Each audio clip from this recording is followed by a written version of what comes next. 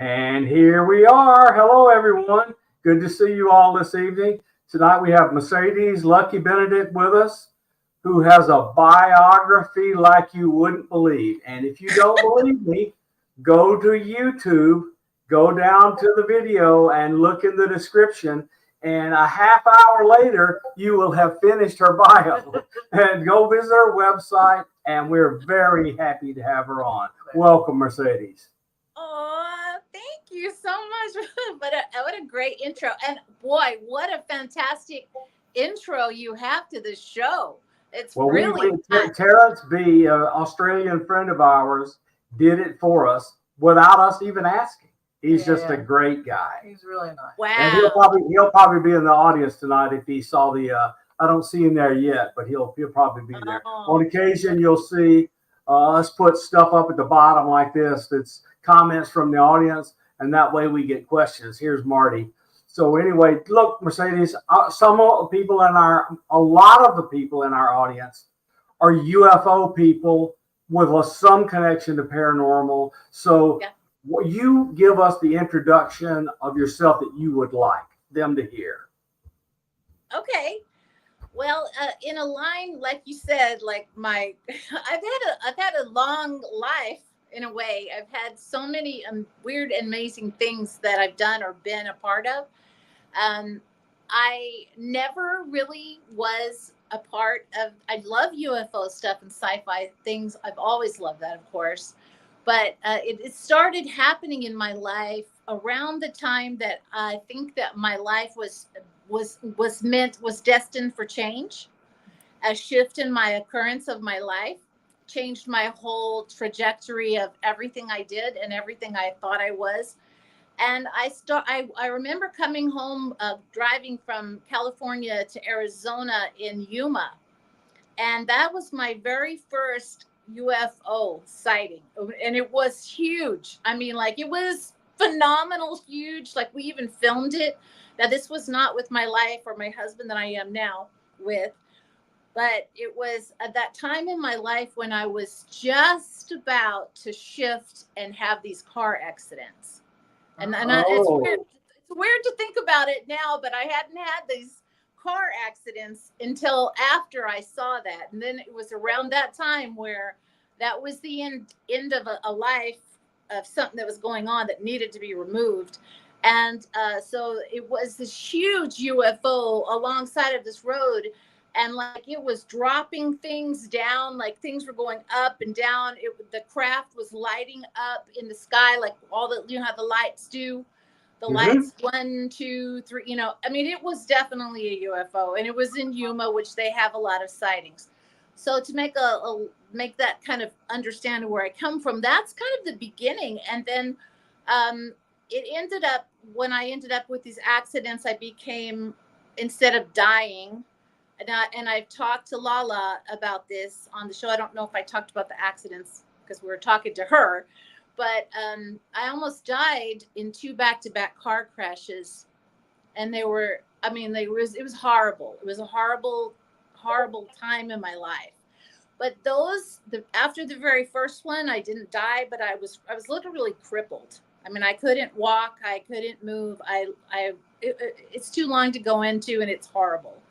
But as I got to I started to get in a line with this doctor that I ended up being his therapist for all those years, a world famous doctor. So God was stepping into my life big time. But I began to be a remote viewer. I was catapulted into sight. But it happened and transitioned through my life slowly as I was, slowly, but not so slowly. I mean, it happened fast, but I was given a place where I could be nurtured and honed my abilities under the doctor I worked with, Dr. Steve Swidler. And so then another car crash happened 6 months after the first one. So two near deaths, almost died. My child was in the car, the second one. Oh my God. Yeah, it was really horrible. I mean, I really should not be here, but I am. The second one, I felt this cocoon come over me as we're rolling, we rolled like 16 times on the freeway in San Simon. And I just felt my son and I felt this covering over us. It was a covering. I felt a ball of light or something around us. Mm-hmm. And so it literally was, because the windows were all busted out. Everything was just busted out, but we were safe. We were actually safe. Yeah. And so, but it wasn't the end of my life. Was still needing to get some things removed. But it is interesting that I saw the UFO very soon before that happened. Mm-hmm. And so what happened then is I began being a seer, an intuitive, remote. I could see things. I could see inside the body. And so that became my life as a healer and working in a medical facility. I literally used those gifts and worked with my patients. But because of the special office that I was in, the medical office, we were holistic. So I was able to use my gifts, but I didn't really go out and talk about them. And I was kind of like in a cocoon in that practice. And I stayed, he just retired last year. So I stayed in there with him for a long, like over 15 years. So, so that leads us to the UFOs, which then when I met my husband and I moved out here, so it's now 9 years that I've been on this property. That's when we started seeing the things out here on the property. We've seen many things on the property here in Marana, Arizona. And then plus when you start to see things and you start asking questions, and then luckily I was in, like what I said, with this office, this holistic practice as their cranial sacral therapist. It was a body jaw alignment program where I worked from head to toe throughout the whole body, the energy body, the physical body, the whole body. Wow. In a very unique way. And so we would work together. We could work energy wise on the body and also do our regular work too. But so I met a lot of amazing people there. I met people from all over the world, like monks and just Tibetan. It was fantastic. But I met a lot of people that were seers or UFOs or intuitives, psychics. So I learned a lot, and then I had a lot of amazing people that I could ask questions about, or people would come out and come out to our property and help us all the time, because we were also under a very, very crazy spiritual battle on our property. Can you talk about that a little bit? Yeah. So, and that literally, like when I was dating my husband and I met him at my work and I was working on him, and then everything was fine. And then once I came out to this property, it was like, that was it. Everything was like, it was like, okay. It was like, they did not want me here. There were spirits that wanted me here. I was like, I was meant to be here. It was like, I was called to come here. This was like, I even say it in the documentary. I'm like, when I was driving down the road to get here, I felt like I was home. It was my home, and I'd never been here. So I know I always knew that I was supposed to be here. But it was really tough because one thing was very interesting is when you can see spirits or things like that, or other people can confirm things. There was a really dark energy here, and like trickery and really bad things. Like you could see spirits, so I could see them and I could hear them, and trying to get other people to like understand or believe. It took a long time for them to stop, to think that, oh, Mercedes is just like, kind of nuts or whatever. But the more people we had come out here, the more confirmation we got, and the more people were seeing. They wouldn't even have to come out here, and they were getting messages and seeing the same things. So it's been an amazing journey. But so the as far as the things, the unusual things, this land, we are surrounded by missile silos. And originally I knew that that was something that was affecting it, because I could see these huge portals in the ground, and I could feel the energy in the land sinking in. To I could see little black portals where these little entities were, and I draw. So I would, I kept her sketching all the time. So drawing these little entities everywhere.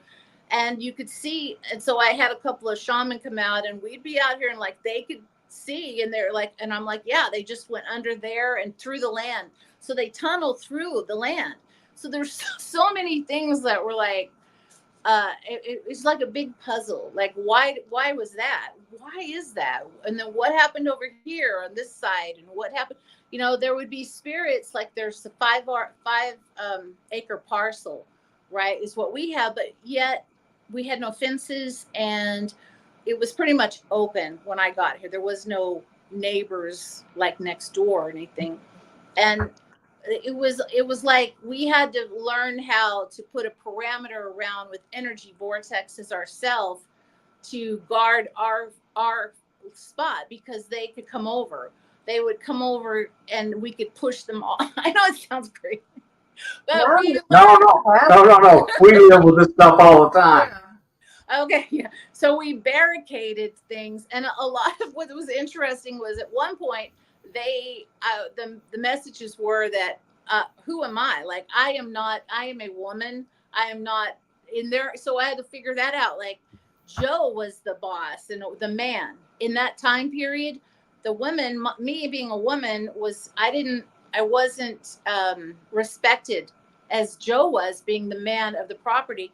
And it was important for me eventually to, when I did get married, I feel like it really helped as far as, I don't know, I can't explain it, but Native Americans have told me that's part of their tradition at that time. In that time, maybe they didn't respect me being the person trying to tell them to get off the land. Right. Yeah. And so we had a lot of issues to go through, even Joe, because the Joe I have now, my Joe, has really evolved, and he's really taken on the role of the person, like we're a team, kind of like you guys. But it wasn't always that way, because we were always pitted against each other. Like, it would be really sneaky stuff. Like, you could hear somebody whisper, almost talking, and then whisper over there to him, or different things. And I could see things, and he was just kind of getting attacked all the time, and it was really, really hard. And so we ended up calling in at one point the Dead Files. It took me like 3 years. It's a television show. So, but I used to love that show so much, and I'd watch that show, and especially when I became with abilities, I was always intuitive, but I think when the accidents hit me, it just smashed it all. It brought it all together. So, when they do the drawings and stuff, so I thought, they're the people. I knew they could help me. I just knew it, because she could see. I knew she would see, and I knew they would do a police investigation, because this place has so much. It had, or it still does, but I would find out about all these murders and all these deaths all through this little place that I'm at. Like, lots of death, murders, and horrible things. And they're all online. They're all Google. So I wanted to get a police investigation. So that's what happened. And then when that investigation did occur, that's when we found out that there were these, there was a huge airplane. Well, it's not an airplane. It's a helicopter, the Pony 1-2, the Pony 12. These 15 men died. They blew up literally over. They said on the Dead Files, it blew up right over our property. It took me a few years to actually find the real details. Even though it did blow up, it scattered like into dust everywhere. And these men did die. They just, all of a sudden they died, and they didn't know why for a long time, why that blew up. But it literally is a little bit more, about a mile away from us. But we did create, my husband's an artist, and he made a monument. So we hold ceremony for them every year on the day that happened. And the thing is the town, nobody remembered it. And so these men died here. And so that's the thing about the mysteriousness of the aircraft. There's a lot of mysterious aircraft situations here. And there's a lot of them crashed. A lot of them die here, so it was always like, what is happening? So I think the Dead Files investigation really opened that part up that we didn't know before. But it took me where I went on afterwards, because it's kind of like when we were told on the Dead Files, when they got here, it was just horrible. It was horrible. And I was really sick, really, really, really sick. And so they told us, really, you need to go. And I was so shocked. I was like crying. I'm like, there's like, you need to go. It's really your family. There's nothing we can do. You need to leave. And so that's what we, I had to have an operation right after. So they left, and they were here like 2 weeks instead of 1 week. And the reason is because, and this is what they believe too, this land stopped them from doing this investigation. The first night they were set to come out here, I remember seeing them coming in, and we're leaving, because you have to get all your animals, you have to take everything, it's a really hard thing to get ready for them. And then as we're driving out to go to the hotel, then they call us saying that they are stuck. All of them were flooded, in a flood on the road. It flooded. There was like 13 of their cars and trucks ended up getting totaled. Yeah, they didn't mention that in the show at all. No. And then Joe was called in to come and get them out of she said so it flooded, and their cars, the water was coming up to their windows. So he ended up having to come and get them all and tow them off the dirt road into the other road out there. Okay. Yeah. And so that was quite a night. So I thought, oh my God, we're doomed, because they're not going to, they had to leave. It was like a couple of days before Thanksgiving. And they already told us their future plan was, to do another thing. So anyway, they were nice. They were nice people. And they decided to stay and help us, because they knew that it was something mysterious. So Amy's walk was supposed to be that night. She does a walk. You probably have seen the show. We watch it. What year were you on, so we can watch it? We were on 2020, the season finale. Got it. And it was called Damned in the Desert. So I've watched it, but I didn't connect you. I want to see it.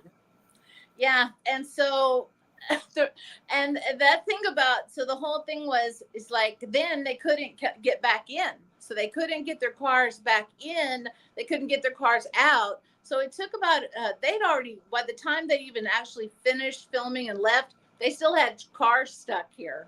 Oh my God. And what happened too was they ended up, the people that I had actually been okay to be on the show were not in it. I had a whole bunch of witnesses and people that had seen what had been happening, and they were set to be the ones on the show. But it ended up, because it was flooded, they couldn't get out here, or anybody really, they could barely get out here. They used my family, who had ended up being here a few months earlier and they were living here with us. And it's a very strange situation, but it's what had happened. They ended up coming here, and they started experiencing what was happening right away in the cabin and other parts of the land. So they and not the other people. So it was just one of those things, like, it went, but I'm so for what happened. I'm grateful for what they brought, and and they confirmed everything that I was experiencing, even the shadow man and all that stuff, and the way he looked and the hat. And she saw it. She saw it. She saw, because I didn't even share the pictures with them that I had drawn, where it comes up like a squiggly over the bed. And, I always thought I thought that's what it was really hard for me after this, because I thought all of these were nice spirits. I did not see. Just talk about shock. Like, you think you're dealing with these really nice spirits, like really happy feeling. It wasn't it. It was morphing into different things. And so by the time they actually left, I was scared to death to be here. And it got worse. And then the pandemic hit. So when the pandemic hit, we couldn't sell the property. We had signs up, but we ended up staying here, and we ended up getting more family here. And then we ended up having in the year of 2021 is when I found Bill Bean at the very end of 2020 in December. And that was just a fluke too. I mean, he ended up being able to give us, to work with us, 3 deliverances, 3 exorcisms, 3 different sections of the property. And that it's like night and day. It's like a miracle what happened to my family, and a real evolution to me to understand, like, how, I thought one way was how the spirit world was. I was never thinking it was that dark. That much. I never dreamed it was what was actually happening. And that's why nothing else would work. As weird as that sounds, nothing else would break it but what he did. And I think that even the Native American, it was almost like it had to be done in layers. And that's what I think why I kept researching all this time. And I'm still researching. I just recently found out some big answers just a few months back about this land. And I'm not going to share it here because it's in the documentary.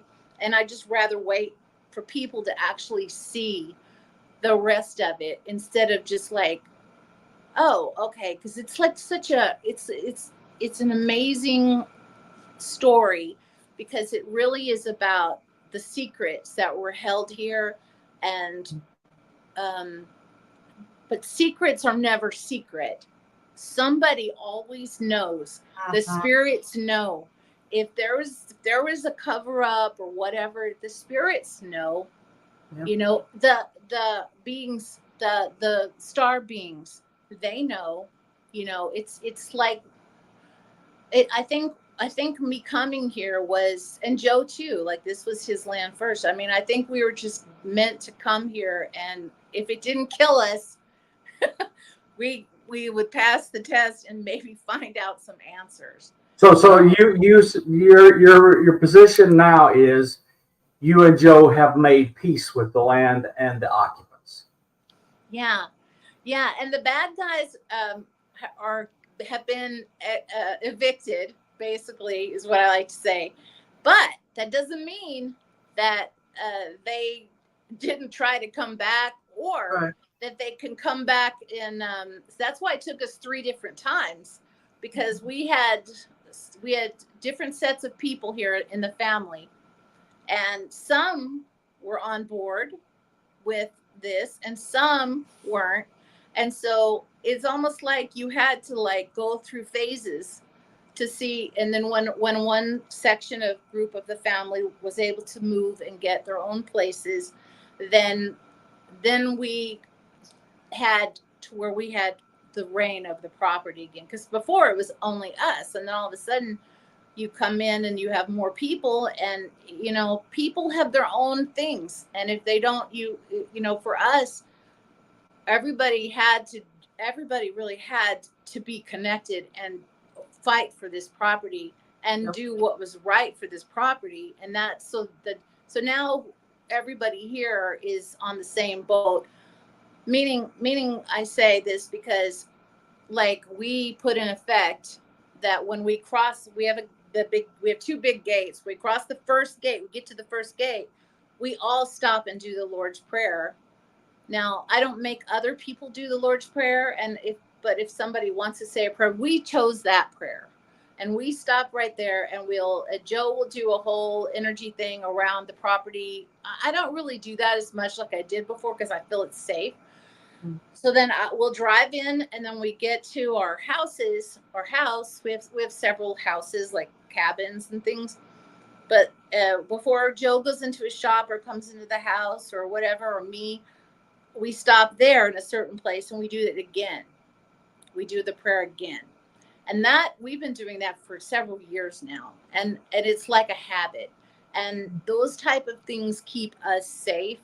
And if we have a lot of people if people will come onto our property to work or whatever, I could see these entities would come with them. And so a lot of times the entities that were here before, like one poor man, he was doing grinding stone all the time. And one day Joe brought him in to talk to me because he was out there just crying his eyes out because he had seen his sister who was dead there.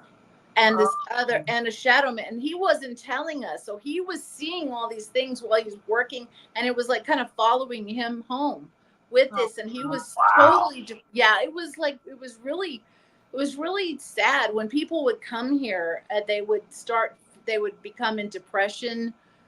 That's what was happening to us, but it would really overwhelm people.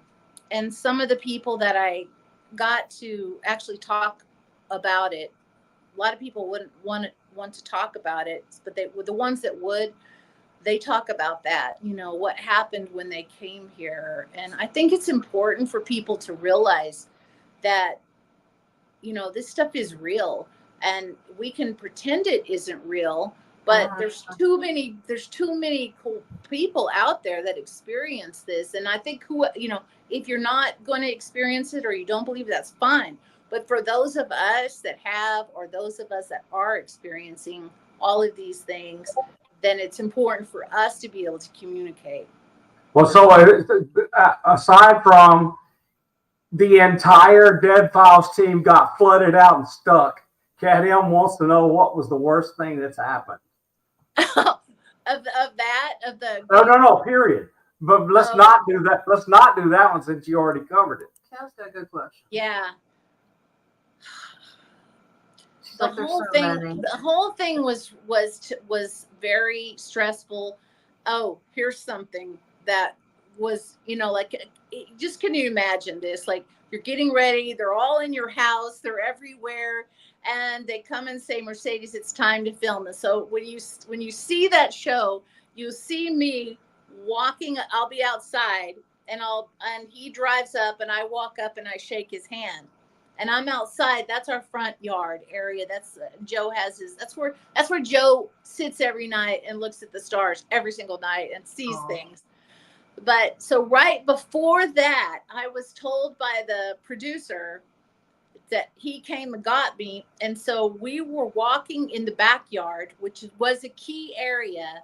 And she goes over that in the show. That was the key area where she saw a man running back and forth, which ended up being the dead man. And that's where we would have all kinds of interactions. We had voices there. We had all kinds of weird stuff in this area. Well, I'm walking with this man, just walking along. And all of a sudden something goes, knocks me off my feet onto the dirt. Oh, just as I'm going to go in and go on camera. And so I was a mess. So by the time you see me in that show, I was a mess. Like, I was like in tears, and but it was so traumatic. Can you imagine? And the guy right there, he knew it. Like, I mean, it was just like a hit. So a force just hit me, knocked me off. I've never fallen on the property, not once. I've never fallen out here. So it was like I got knocked off, and then right on that sidewalk where that's all this stuff, that whole back porch area was really bad. And so then I go inside and I meet Steve D. He's cool. And Yeah. yeah, but I'd already met him just a little bit before that, just briefly. But it was still I was really thrown off from that second on. I was kind of traumatized because I didn't have time to go and chill. I mean, we had to go right into it. So that was a pretty bad thing. There was some weird stuff that was also happening, like at night, like every night. Oh yeah, the first night that they left, the first night that it was done, I never shared that with anybody because it looks terrible. But Joe got attacked that first night that they were there. That night that we talked to them, because the next time they came back was the reveal, which was the day before Thanksgiving, and Joe had gotten totally consumed or possessed or whatever. He would well, now I would call it an oppression. Right. Yes. Yeah, because now that I'm working with Archbishop Ronald Fell Enright on the Unseen Realm with all these exorcist people, which is amazing. Yeah, I mean, but I'm getting to like, okay, so it was an oppression. Now I do believe that we had times of possession, but it was almost like it was never like that whole thing where you're completely not for hours. Sometimes for hours you'd feel it, but it wouldn't be like where it's completely for days. I don't think. It was more of an oppression. And so he literally went into this huge depression, and I had to like film him. She said, well, film him. So I sent that film to them, and he was like, he even looked different. So it felt like to me at that time, this was so serious because not only was I being physically inside me attacked, but Joe's heart. I mean, like Joe was he was really being seriously attacked. Does he have heart issues since the day this was over? No, none. Wow. No, and none. And so every time he would get that, he had to learn to clear himself because I couldn't always be there to do these clearings on him or do these prayers, or the shaman people couldn't come out because we had them that they would come out and help us. I mean, it was like never ending. It just was such a long, drawn out thing. So let's see about what else on the show. For me, probably it's my vanity, but one of the worst things that happened to me was when she's sitting there with me, and you're sitting in this table, and they're right in my living room, and I was like, I'm in the show, and it's like, wow, how is that possible? They're in my living room, and there they are right here, and you're looking at them just like they do in the TV show. And when they told me that it was after me and all that, when she said that and things like that, I was, it was the death, the death guy. What's the death guy? Spirit of death. I'm reliving all this. Grim Reaper. Yeah, the Grim Reaper. When she told me, and I'd watched the Dead Files before, and I'd heard that very rarely about the Grim Reaper, and I'd be like, oh my God, those poor people. Well, little did I know that's what she was going to say about me. And I literally lost it then. I mean, I did not, I thought she would come out there and they would say, we'll fix it, we'll get whatever, and we'll do this. And yeah, I mean, I never in a million years thought it would be anything like it was. I wasn't prepared for that. But yeah, that really, I think I was crying so much they had to stop the camera. They had to stop the whole thing. Yeah, then I come back and the makeup lady, there was a makeup lady on set then.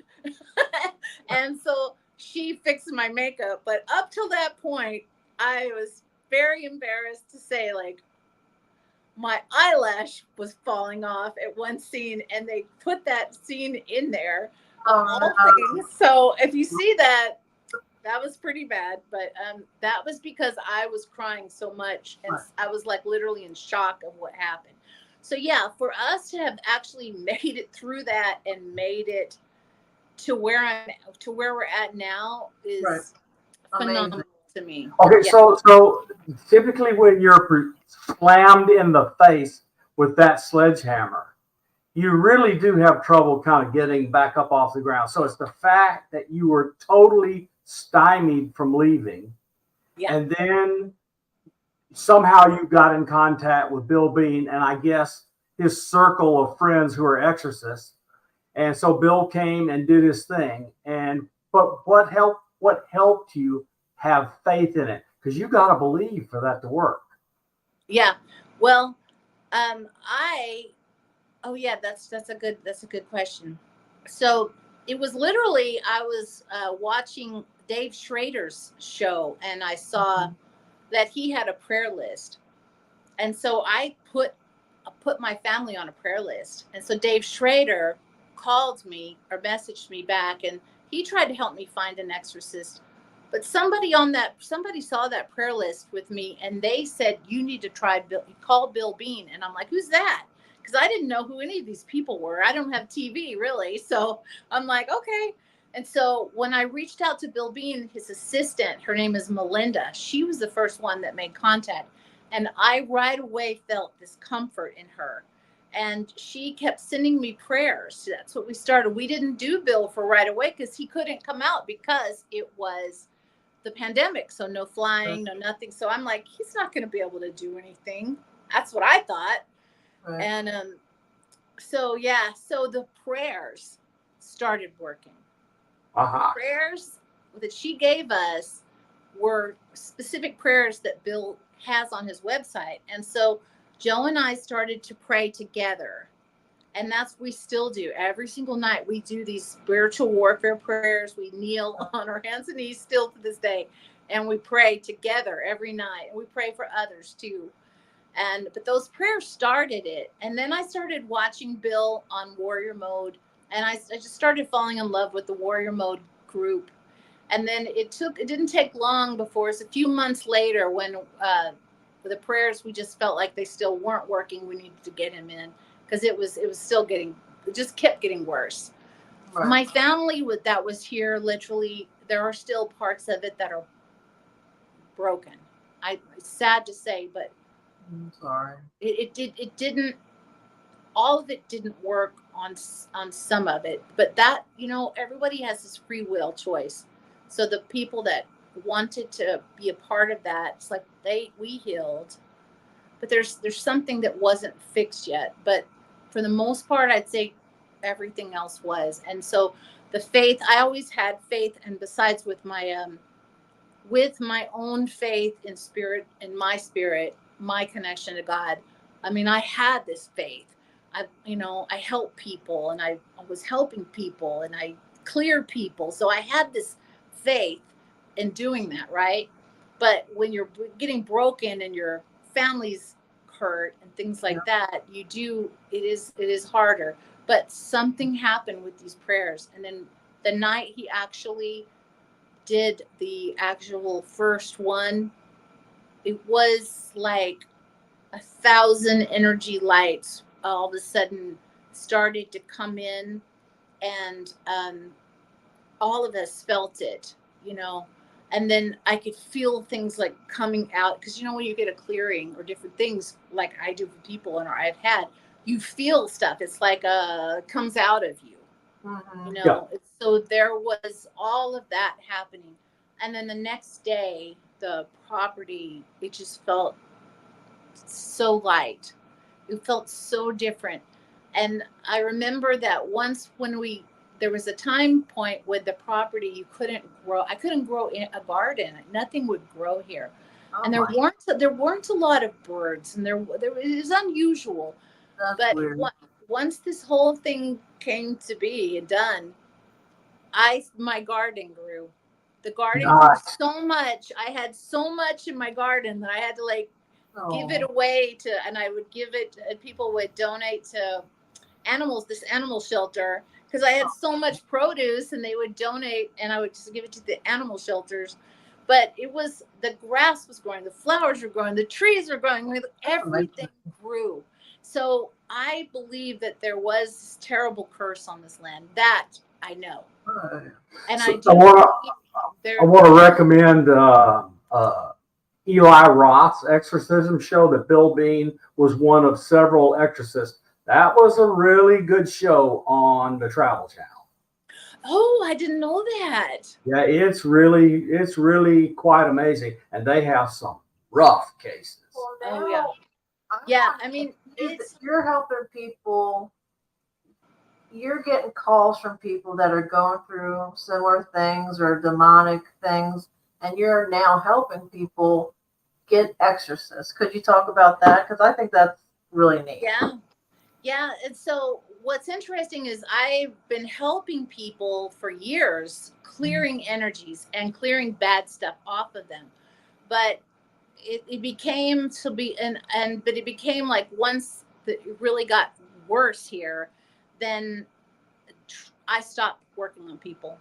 Once that happened, even after Bill Bean came, when he came into my life, I was so scared by the fact that I was so tricked by these entities that I didn't want to, I couldn't trust working on others until that was cleared, or I felt strong and I felt like I had the whatever Bill has, or at least I had the knowledge. I like to find the knowledge out, what they have. And so, it took about a year of me like absorbing Bill before I started working on clients energetically again. So now I have my clients remote view that I work all over the country with.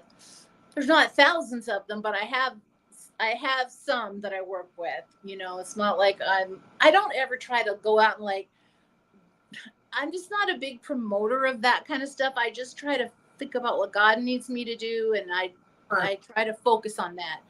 And so so out of the blue, I saw Archbishop Ronald Enright on a Warrior Mode person, moderator. So I saw him on the Bill Bean show, and I knew that they were doing the demonic, defeating the demonic. And he had him on. And so I just thought he was the greatest guy, Archbishop Ronald Enright. He's just, what a personality. And you think he's going to be like an exorcist or whatever, but he's got this great personality, and he's a real, like 40 something years he's been doing this. And his credentials are insane. He is amazing. In fact, has such great credentials. Mel Gibson actually reached out to him when Mel Gibson's making that new movie. Mel Gibson actually reached out to Archbishop Ronald Enright, and I'm like, wow. But this was before, I didn't know. I just knew who he was just from Bill. But a little while after that, I called and I asked him if he'd wanted to be on my show. So I interviewed him, and then he was great. And it was like a couple of weeks after that, he messaged me asking me, he use my song, A Better You, the Spiritual Warrior song, for his intro to his podcast. Cool. I know.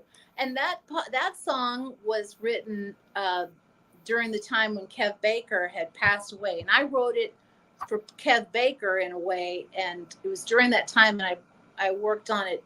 And Bill played it all the time on Warrior Mode. So it's a really great song about this battle of good versus evil, my battle.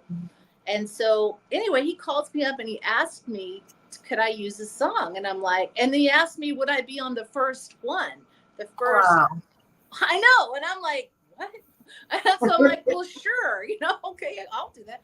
And so I was on the very first Unseen Realm podcast talking about my story, which was, it was just really strange. But it wasn't too long after that, about 2 months or so ago, that he called me again and asked me if I would be would be a producer for this show. And so I'm like, what? So yeah. And so then what happened is I called Desiree, and because I said, I know I'm going to need more than just me to do this. And so she began together with me as co-producer. And so it's our little team working with these exorcists from all over they have a worldwide organization since the 80s from Ronald Phil Enright, Archbishop Ronald Phil Enright. And so for the last couple of months or so, I've been taking testimonies from the people that are reaching out that are interested in sharing so they can get help. And so that's what the last few ones have been about, is the testimonies. And then they listen to the testimonies, and they it's like they call it a preliminary assessment. It's been completely fascinating. It's really made me understand that it's bigger than I ever thought. You know, when you think about the shows, the ghost shows, the paranormal shows, UFO shows, you kind of see it one way because it's a show, but all of a sudden, you know, I'm seeing all these people, you know, writing in these horrible things happening, and you have to go talk to them, you know. And so it's been really amazing. And I just found out that there's one of the families that I was working with is definitely going to be getting some major help. When I found that out last night, and I can't tell you how good I feel about that, because, you know, knowing what it's like to be under attack, and then people don't believe you, or you cannot talk about it, you cannot express it to normal people what's happening. And so it's a really great thing that I feel really thankful to have this opportunity. I don't know how all this is happening. I just ask every day to just be of service and whatever I can do. And so I just see things just keep opening, and the doors out of the blue. You couldn't even plan it. You know, I couldn't have written it to where I would, you know. And I'm going to be, then I just got asked to be at, it's not public yet, but I'm pretty sure it's all done. It's a done deal. I will be at the Defeating the Demonic this October. Nice. Very cool. I can't, because last year I said, I want to go to that. I want to be a part of that. And here I am this year. I get to be a part of that. So it's not public yet, like I said, but I mean, I know it's I got the confirmation on it. So you know what? I hate to say this, but it's almost 7, isn't it? Yeah. It is. Because I have my show at 7. All right. Now, Well, you got to come back again. Please come back. We didn't get enough time to talk about UFOs and the relationship between all of that. And I talk too much. You're the perfect guest. I'd rather have a guest that talks rather than me having to tease every word out of them. I think you're super interesting. So, I mean, I know everybody else is going to think that too. Now that you've kind of got all this stuff really happening and popping and going on, there's a lot for you to come back and talk about. We would ask you 1,000 questions. I would love to, and I appreciate you guys. And I just love Lala. You're so awesome. And Bob, you're so awesome. I'm enjoying watching your show. I love all your guests. And congratulations. I know Lala was on with she's my friend, Dr. Kelly. I love her. Nice. She's in the documentary too. And so she's fantastic. And I'm just so excited that you guys are doing so great, and you're like top notch. I will tell you that I believe that you guys are, from what I'm gathering, you're on the path. You got something special about your connections, and there's something really important with this show you're doing. That's my take. Well, next time we'll talk about our alien, and that we're going on her show. When we go on your show, we'll go and tell you about our alien and the orders it gave us. Oh, yeah. You guys are coming on the show next week. That's right. Mercedes, thank you so much, and good luck with your show. It was a delight. Thank you so much. God bless everyone. See you.